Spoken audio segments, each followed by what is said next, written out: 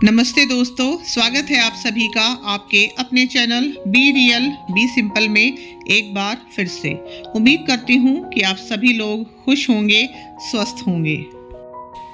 आज आप लोगों के साथ मैं शेयर करने जा रही हूँ 26 जनवरी के दिन का व्लॉग। जानती हूँ कि इस वीडियो को आप लोगों के साथ शेयर करने में थोड़ा सा लेट हो चुकी हूँ, लेकिन it's better late than never, यानी कि किसी काम को कभी ना करने से बेहतर है उसे थोड़ा लेट ही सही मगर कर लिया जाए। मैंने आप लोगों को बताया था कि 24, 25 और 26 3 दिन मेरी बेटी की छुट्टियां थी और मैंने तीनों दिन लगातार वीडियो शूट की थी। तो 24 और 25 का व्लॉग तो मैंने आप लोगों के साथ शेयर कर दिया था, लेकिन अब ये है 26 जनवरी का व्लॉग जिसको फाइनली आज मैं आप लोगों के साथ शेयर कर रही हूँ। तो चलिए शुरू करते हैं। अभी सुबह के करीब 6:30 या 7 के बीच का टाइम है। बेसिक सी सफाई करने के बाद मैं नहा चुकी हूँ और अभी मैं कर रही हूँ अपनी देसी वाली स्किन केयर। यहाँ पर मैं नारियल का तेल इस्तेमाल कर रही हूँ और इस नारियल के तेल में मैंने कपूर मिलाया है, थोड़ा सा एलोवेरा जेल, विटामिन ई के कैप्सूल मिलाए हैं कुछ, और इसको मैं सर्दियों में अक्सर बनाती हूँ। इसकी जो वीडियो है वो भी मैं आप लोगों के साथ जल्दी ही शेयर करूँगी। बना के रखी हुई है मैंने, लेकिन बस एडिट नहीं कर पा रही हूँ। अच्छा, इसको मैंने अपने चेहरे पर भी अच्छे से मसाज करके लगाया, हाथों पर, खासकर कोहनियाँ जो हैं वहाँ पर मैंने बहुत अच्छे से लगाया। और ये एक छोटी सी चम्मच है, आपको दिखाई दे रही है, इसी से मैं ये नारियल का तेल निकालती हूँ, क्योंकि सर्दियाँ हैं तो नारियल का तेल जम जाता है और उसको हाथ से निकालने में बड़ी प्रॉब्लम होती है। इस तरह से हाथों पर भी अच्छे से लगाते हुए मैं मसाज कर रही हूँ। इससे आपके छोटे जोड़ जो हैं उनकी मसाज भी अच्छे से हो जाती है और साथ ही साथ आपके हाथों, पैरों का, चेहरे का अच्छे से मॉइस्चराइजेशन भी हो जाता है। तो ये मेरे लिए सबसे बेस्ट मॉइस्चराइज़र है जो मेरी स्किन पे बहुत ही अच्छी तरीके से वर्क करता है। और हाथों पे आप देख ही सकते हो, चेहरे पे भी आप देख सकते हो। तो खूब अच्छी मात्रा में लेके मैंने अच्छे से इसकी मसाज की है अपने हाथों पैरों पे।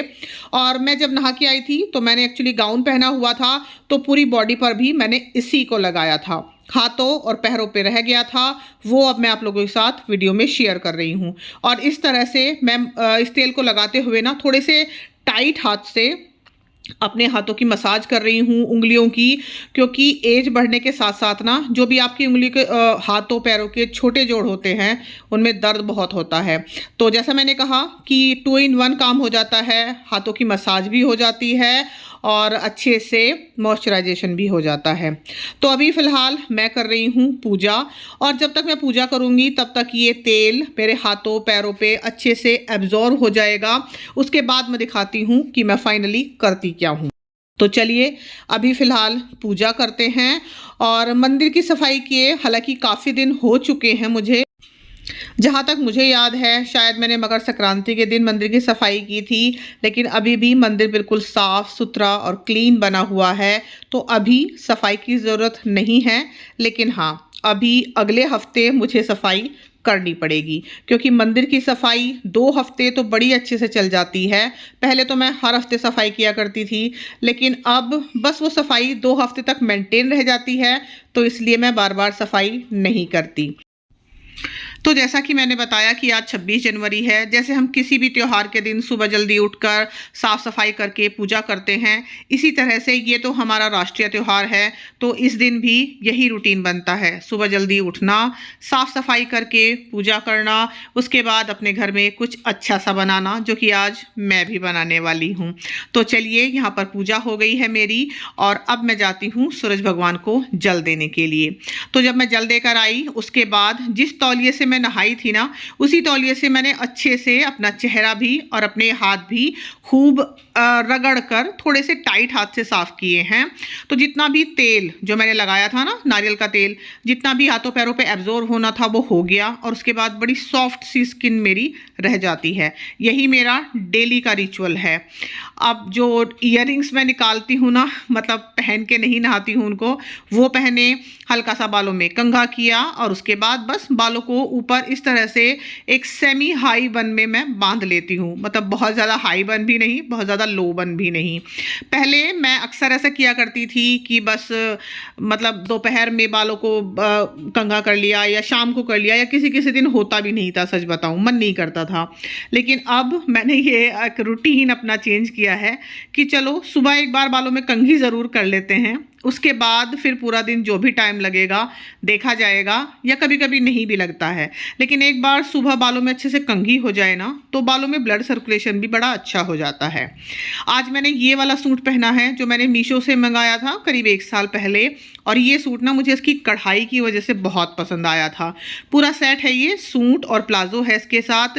तो प्लाजो तो मैंने फ़िलहाल नहीं पहना क्योंकि वो काफ़ी ऊंचा है मुझे, और मुझे ऊंचे प्लाजो अच्छे नहीं लगते, और इसकी कढ़ाई और इसका रंग मुझे बेहद पसंद है, तो इसीलिए मैंने मंगाया था। और सिर्फ 450 रुपये में ही आ गया था, बहुत ज़्यादा महंगा भी नहीं है। और इसके ऊपर ये जो श्रग टाइप मैंने पहना हुआ है, आप देख रहे हो कितना बारीक है, क्योंकि मुझसे मोटे वाले ऊनी कपड़े बिल्कुल नहीं पहने जाते। मैंने पहले भी कई बार बताया है कि मुझे स्किन पे बहुत ज़्यादा इरिटेशन होती है, तो इसलिए बस यही बारीक बारीक से कपड़े मैं पहनती हूँ। और जब तक मैंने ये सब कुछ मतलब रेडी हुई मैं थोड़ा बाल वाल बना के, तब तक मेरी बेटी भी उठ गई, और ये वाली स्माइल मैं उसी को दे रही थी कि चलो अब उठो भाई, आलस उतारो और नहाओ धो। और ये देखिए नारियल तेल से मसाज के बाद मेरे हाथ बिल्कुल सॉफ्ट हो चुके हैं, क्योंकि चेहरे का तो अक्सर हम लोग ध्यान रखते ही रखते हैं, लेकिन हाथों को भूल जाते हैं। तो प्लीज़ अपने हाथों की भी उतनी ही देखभाल कीजिए जितने आप अपने चेहरे की करते हो। अच्छे से हाथों का भी प्रॉपर मॉइस्चराइजेशन ज़रूर कीजिए। पूरा दिन 24 घंटे ये दोनों हाथ ही होते हैं जो हमारा हर काम करने में साथ देते हैं, तो इनकी देखभाल तो बनती ही है। तो चलिए अब देख लेते हैं कि हमारी दही कैसी जमी हुई है। लास्ट वीडियो में मैंने आप लोगों के साथ शेयर किया था ना कि कैसरोल में आप किस तरह से सर्दियों के दौरान दही जमा सकते हैं। तो ये देखिए रिजल्ट, कैसरोल में ये दही मैंने रात में जमाई थी, और अगली वीडियो में आप लोगों के साथ शेयर करने का मैंने प्रॉमिस किया था। तो ये देखिए कितनी अच्छी थक्केदार हमारी ये दही जमी है। बिल्कुल 101% ये फॉर्मूला हिट रहता है। आप भी अगर परेशान हैं, सर्दियों में दही नहीं जमती अच्छी तरीके से, तो ये कैसरोल वाला तरीका आप आजमा के देखिए, कभी भी आप फेल नहीं होंगे। बहुत ही अच्छी दही जमेगी कैसरोल में, प्लीज़ इसको ट्राई ज़रूर कीजिएगा। तो चलिए अभी चलते हैं दूध लेने के लिए, क्योंकि आज हमें बनाना है गाजर का हलवा, और दूध मुझे थोड़ा सा एक्स्ट्रा लाना है, तो इसलिए घर से ही मैं बड़ा सा थैला लेके जा रही हूँ। और ये जनाब हमेशा मेरे साथ जाएगा, घर से निकलते ही और दुकान तक। और यहाँ पर मैं आपको दिखा रही हूँ ये जो ट्रैक्टर ट्रॉली जा रही है ना, इसमें मिट्टी भरी हुई है। आजकल हमारे घर के सामने से 50 से 100 बार ये ट्रैक्टर ट्रॉली जाती है, क्योंकि हमारे पास ही एक प्लॉट है जिसमें मिट्टी भरी जा रही है। तो धूल मिट्टी फुल ऑन चली हुई है आजकल, और साफ सफाई में भी बहुत टाइम देना पड़ता है।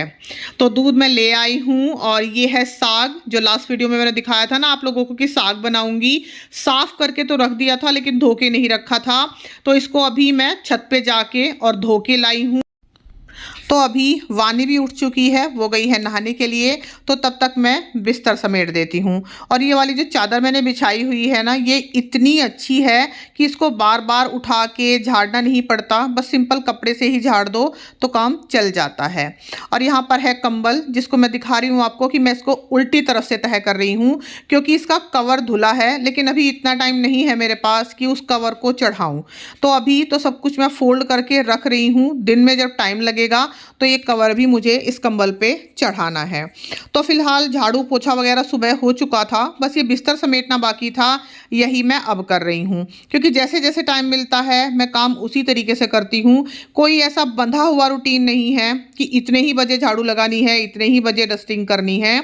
सबसे लास्ट में मैं यहाँ पर डस्टिंग कर रही हूँ, और जिस पोजीशन में मैं बैठी हुई हूँ ना, इस पोजीशन में ना पैरों को बहुत आराम मिलता है, क्योंकि आजकल ना पैरों में सूजन बड़ी जल्दी आ जाती है और दर्द भी बहुत रहता है। और ये है वो गाउन जो मैं सुबह नहा के पहनती हूँ।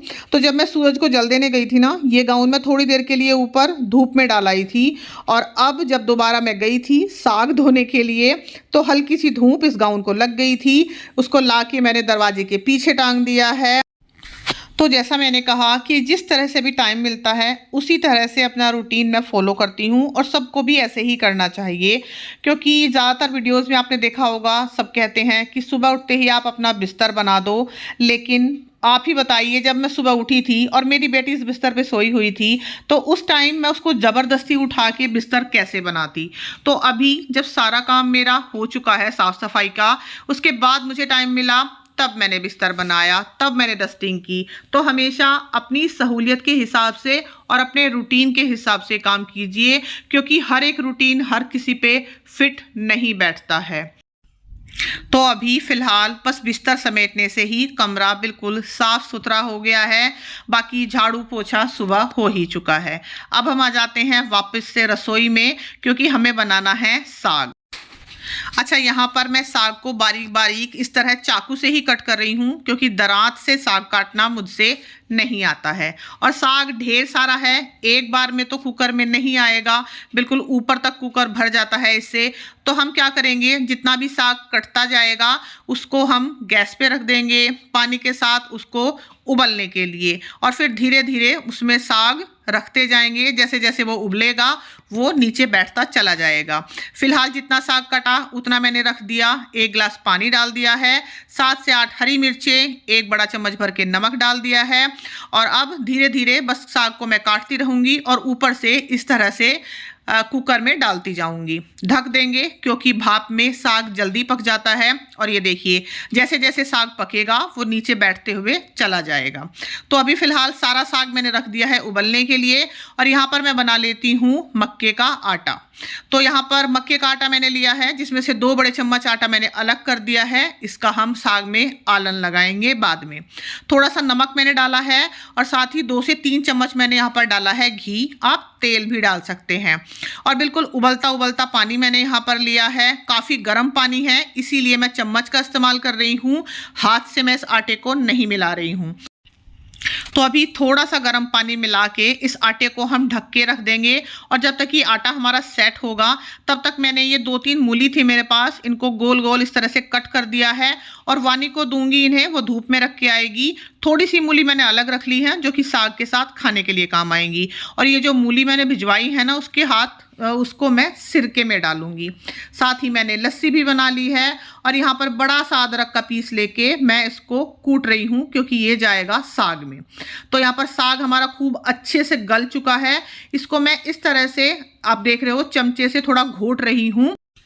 इससे साग हमारा थोड़ा जल्दी ठंडा भी हो जाएगा। उसके बाद में से मिक्सी जार में पीस लूँगी, क्योंकि साग को मैं उसी तरह से पीसती हूँ। मेरे पास ब्लेंडर वगैरह नहीं है, ना ही मेरे पास घोटना है, लेकिन मिक्सी में भी बहुत अच्छा साग बन जाता है। मैं आप लोगों के साथ आगे शेयर करूँगी, इसलिए वीडियो में बने रहिएगा।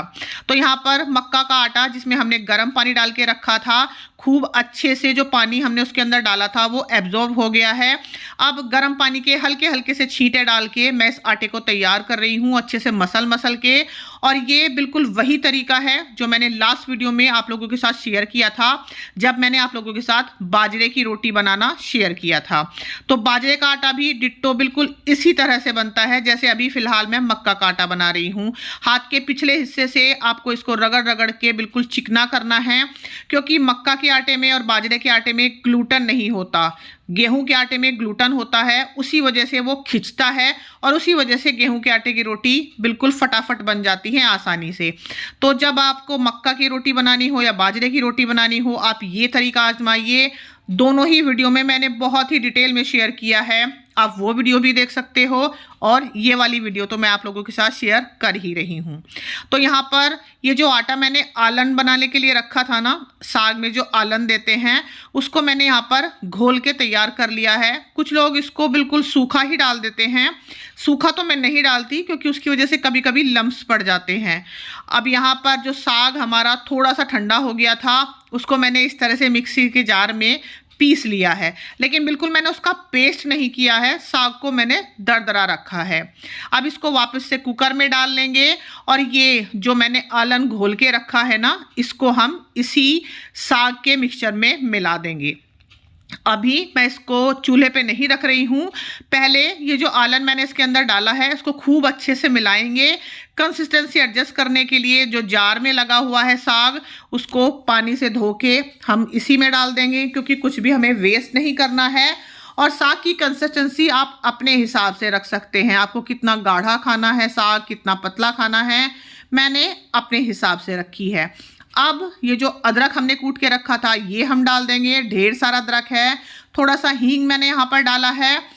अभी मैं यहाँ पर कोई भी तड़का वगैरह नहीं लगा रही हूँ। कुछ लोग साग में टमाटर, प्याज, मटर सब चीज़ों का तड़का लगा के इस्तेमाल करते हैं। हमारे यहाँ जब साग बासी हो जाता है ना, तब उसमें तड़का लगा के खाते हैं। तो बातों ही बातों में साग में हमारे उबाल भी आ गया, और इस टाइम इसको ढकना बहुत ज़रूरी है, क्योंकि जब साग उबलता है ना तो आप देख रहे हो कितनी दूर तक छींटे मारता है। तो मैंने ढक दिया है इसको प्रॉपर तरीके से, लेकिन हल्का सा बस एक तरफ से ढक्कन को खुला छोड़ा है ताकि जो भाप है वो बाहर निकलती रहे। और ये देखिए, अगर आप साग को ढकेंगे नहीं ना तो जो हालत इस ढक्कन की हुई है वही हालत ये साग आपके पूरे गैस स्टोव की कर देगा। तो अभी साग हमारा उबलने लग रहा है। उसको उबलने में करीब करीब 15 से 20 मिनट का टाइम, या कह लीजिए कि आधे घंटे का टाइम लगेगा। आटा मैंने बना के रख दिया है, लस्सी भी मैंने बना के रख दी है। तो यहाँ पर अभी मैं कस रही हूँ गाजर के हलवे के लिए। और ये गाजर मैंने पिछली वीडियो में आप लोगों को दिखाया था कि मैंने अच्छे से छील कर, धोकर, साफ़ करके रख दी थी, लेकिन अगले दिन के लिए, क्योंकि गाजर का हलवा मुझे 26 जनवरी को ही बनाना था। पिछले साल तो हम लोग यहाँ पर थे नहीं, मेरे भाई की शादी थी तो हम वहाँ गए हुए थे, लेकिन उसके पिछले साल मैंने वीडियो शेयर की थी, तब भी मैंने 26 जनवरी को गाजर का हलवा ही बनाया था। और जैसा मैंने वीडियो की शुरुआत में ही कहा कि जब हमारा कोई भी त्यौहार होता है तो हम मीठा बनाते हैं, पकवान बनाते हैं। तो इसी तरह से जब हमारा कोई राष्ट्रीय त्यौहार होता है उस दिन भी आप मीठा ज़रूर बनाइए, जैसे कि मैं बना रही हूँ। और अपना ट्रेडिशनल खाना यानी कि साग, मक्का की रोटी तो मैं बना ही रही हूँ। और यहाँ पर मैंने सिर्फ 4-5 गाजर ही कसी थी, बहुत ज़्यादा नहीं, क्योंकि वानी ने बोला था कि ये वाला काम आज मैं करूँगी। फ़िलहाल मैं उसको ट्राई ऑन दे रही हूँ कि आपको गाजर किस तरह से पकड़नी है, किस तरह से कसनी है, क्योंकि बिल्कुल लास्ट तक जब हम गाजर को कसते हैं ना, कभी कभी हमारे हाथ में चोट भी लग जाती है। तो अभी मैंने छोड़ दिया है वो काम, उस काम को फ़िलहाल वानी कर रही है। अब यहाँ पर मैं आप लोगों के साथ देखिए बिल्कुल एक अनकट क्लिप शेयर कर रही हूँ। थोड़ा सा आटा मैंने लिया, उसको इस तरह से गेहूं के आटे से डस्ट किया, और सिंपल जैसे हम गेहूं की रोटी बनाते हैं ना बेलन से, बिल्कुल उसी तरीके से मैं बना रही हूँ। और आप देख पा रहे हो ये रोटी कहीं से भी टूटी नहीं है, और आप कह नहीं सकते कि ये मक्का की रोटी है। बिल्कुल अनकट मैंने यहाँ पर ये क्लिप आप लोगों के साथ शेयर की है। अब यहाँ पर थोड़ा सा कट मैंने लगाया था जब मुझे रोटी को पलटना था। तो सिंपली जिस तरह से आप रोटी गेहूं की सेकते हो, इसी तरह से आप मक्का की रोटी सेक सकते हो, बशर्ते आपने आटा बहुत अच्छी तरीके से बनाया हो। लास्ट वीडियो में मैंने बिल्कुल इसी तरीके से आप लोगों के साथ बाजरे की रोटी बनाना शेयर किया था। और मेरी बेटी को मक्का की रोटी पसंद नहीं है, लेकिन हाँ ये वाली रोटी जिसको मैं पलोथन लगा के बनाती हूँ ना, ये वो थोड़ी बहुत फिर भी खा लेती है। अब ये है दूसरा तरीका, जब हमें घी के हाथ की या पानी के हाथ की रोटी बनानी है। ये तरीका भी बाजरे की रोटी में मैंने बिल्कुल सेम आप लोगों के साथ शेयर किया था। पहले आटे को लीजिए, जितना हो सके उसको हाथ से बड़ा करने की कोशिश कीजिए, और एक पॉलीथीन पे रखकर उसको इस तरह से थोड़ा थोड़ा हाथ से दबाते हुए बढ़ाइए। और इस पॉलीथीन पे थोड़ा सा घी मैंने नीचे ऑलरेडी लगा दिया है। कहीं से भी अगर क्रैक आए तो उसको साथ के साथ रिपेयर करते चलिए। और इस तरह से पॉलीथीन से बिल्कुल आसानी से ये रोटी देखिए अलग हो जाती है। यहाँ पर भी मैंने कोई कट नहीं लगाया है। तो जिस भी तरीके से आपको सूट करे, जिस भी तरीके से आपसे अच्छी तरीके से ये रोटियां बन जाएं, आप बनाइए ज़रूर, ट्राई ज़रूर कीजिए, क्योंकि कोई भी काम ऐसा नहीं होता है कि हम कर ना पाएँ। कभी कभी गलत हो जाता है, कभी सही हो जाता है, और कभी बहुत सही हो जाता है, लेकिन जब तक ट्राई नहीं करेंगे तब तक पता कैसे चलेगा। तो बाजरे की रोटी हो या मक्का की रोटी, आप बिल्कुल आसानी से बना पाएंगे। विश्वास कीजिए, कभी भी आप लोगों को ये रोटियां बनाने में डर नहीं लगेगा। तो चलिए अब हम अपनी थाली लगा लेते हैं। मक्का की रोटी पे जाएगा ढेर सारा घी, और उसके बाद हम इंजॉय करेंगे मक्का की रोटी, सरसों का साग तो यहाँ पर है हमारी थाली, जिसमें हमारा मिक्स वेज अचार है, जिसकी भी रेसिपी मैंने आप लोगों के साथ शेयर की थी। मूली जो कि मैंने काट के रखी थी साग के साथ, बहुत अच्छी लगती हैं खाने में। साथ ही सिरके वाली मूली भी मैंने रखी हैं। और यहाँ पर है दोनों तरह की हमारी रोटी, घी के हाथ वाली रोटी भी और सूखे आटे वाली रोटी भी। गुड़ रखा हुआ है और साग में है ढेर सारा नोनी घी, जो कि मैं घर पर ही बनाती हूँ। सफ़ेद वाला मक्खन, हमारे यहाँ उसको नोनी घी ही बोलते हैं।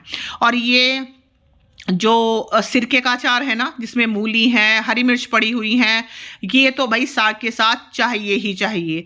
तो किस किस को ये देसी थाली पसंद है और कौन कौन इसको बना के ट्राई करने वाला है। आप लोग कहेंगे कि सर्दियाँ तो जा चुकी हैं, लेकिन नहीं, सर्दियों का ये खाना आप होली तक एंजॉय कर सकते हैं, क्योंकि हमारे यहाँ साग, मक्का की रोटी, बाजरे की रोटी, ये सब जो सर्दियों वाली डिशेस होती हैं ना, ये होली तक ज़रूर खाई जाती हैं। यानी कि फरवरी के महीने में भी करीब 2 से 3 बार ये सब बनने वाला है, क्योंकि एक बार अगर गर्मियाँ आ गई फिर तो वही आलू और दाल ही रह जाते हैं। तो जब तक भी ये थोड़ी बहुत सर्दियाँ बची हुई हैं, तो आप भी मक्का की रोटी, बाजरे की रोटी, साग, गुड़, लस्सी, इस तरह से इंजॉय ज़रूर कीजिए। फ़िलहाल मैं अपना खाना इंजॉय कर रही हूँ और मेरी बेटी को मुझे गेहूं की रोटी सेक के देनी पड़ेगी, क्योंकि उसने मक्का की रोटी खाने से मना कर दिया। उसको पता नहीं मक्का की रोटी से क्या चिढ़ है, जबकि बाजरे की रोटी वो बड़े शौक से खाती है। और बाजरे की रोटी मेरा बेटा नहीं खाता, मक्के की रोटी वो खा लेता है। तो इस तरह से सभी के घरों में यही हाल होगा कि घर में 4 सदस्य हैं, लेकिन सब अलग अलग खाना पसंद करते हैं। बहुत सी डिशेस ऐसी हैं कि जो सबको पसंद आ जाती हैं। और यहाँ पर आप देख सकते हो कि मैं बिल्कुल तसल्ली से आराम से बैठ के अपना खाना खा रही हूँ, बिना किसी डिस्ट्रैक्शन के। मैं खाना खाते वक्त ना ही तो कोई मोबाइल देखती हूँ, ना ही टीवी चलाना मुझे पसंद है। हालांकि घर पे टीवी है भी नहीं, और चाहे भले ही आपको 15 मिनट लगे या आधा घंटा लगे, लेकिन अपना खाना तसल्ली से बैठ के खाइए। कम से कम स्वाद का तो पता लगे, आपको पता तो चले कि आप खा क्या रहे हैं।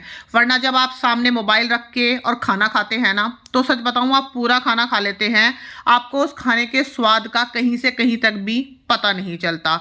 मेरी तो पर्सनली यही राय है। बाकी आप लोग बताइएगा कमेंट में कि आप लोग खाना खाते वक्त टीवी देखना पसंद करते हैं या फिर मोबाइल देखना पसंद करते हैं, या फिर मेरी तरह तसल्ली से बैठ के खाना खाना पसंद करते हैं।